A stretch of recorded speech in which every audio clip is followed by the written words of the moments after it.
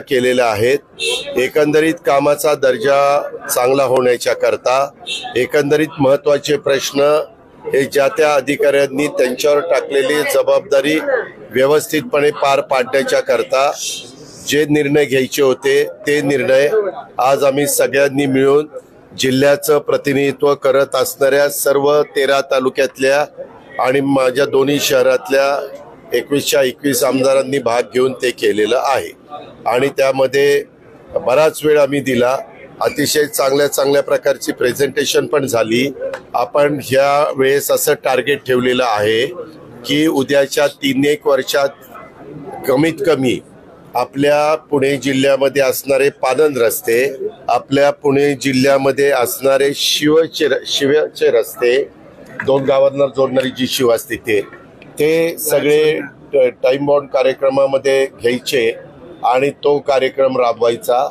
तसंच आम्ही जी काही कामं डीपीसी मार्फत होता त्याचा दर्जा चांगला राहण्याच्या करताच आपण लवकर मीटिंग घेतली आणि सगळी कामं आपल्याला डिसेंबर एंड पर्यंत पूर्ण करायची, जेणेकरून नंतरच्या काळामध्ये एखादी एजन्सी लावून आपण ज्या कामाला पैसा दिला ते काम संपूर्ण पैसा व्यवस्थितपणे तिथं खर्च झालाय का या सगळ्या गोष्टीचं आम्ही नियोजन केलेलं आहे।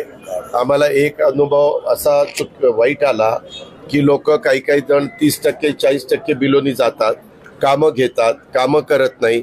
त्याही बद्दल काही वेगळे निर्णय आम्ही घेतलेले आहेत। ज्याला कोणाला तितके टक्के बिलोनी जायचं त्यांनी जेवढा बिलोनी गेला तेवढी रक्कम तिथं डिपॉझिट म्हणून भरायची, तरच त्याला तिथं टेंडर द्यायचं। असे काही त्याच्यामध्ये वेगवेगळ्या सूचना आलेल्या आहेत।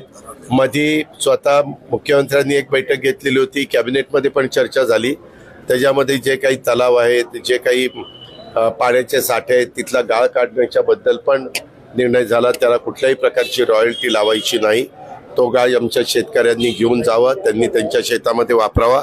फक्त काढलेला गाळ हा अशा ठिकाणी टाकावा की जेणेकरून तो पुन्हा धो पाऊस पडल्यानंतर ते पाण्याबरोबर तो गाळ पुन्हा त्या तलावामध्ये येऊ नये, एवढी मात्र माफक अपेक्षा आम्ही त्या ठिकाणी केली।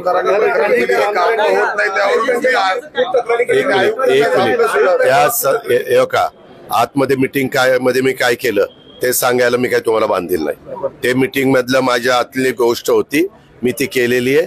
आमचा एकंदरीत राज्य सरकारचा पै योग्य पद्धतीनं खर्च होण्याच्या करता जी काही खबरदारी आम्ही लोकांनी घेतली पाहिजे आणि त्याला अधिकाऱ्यांनी पण तसा प्रतिसाद दिला पाहिजे, सगळ्यांनी सहकार्य केलं पाहिजे, ते करण्याच्या बद्दलच्या सूचना मी दिलेल्या आहेत।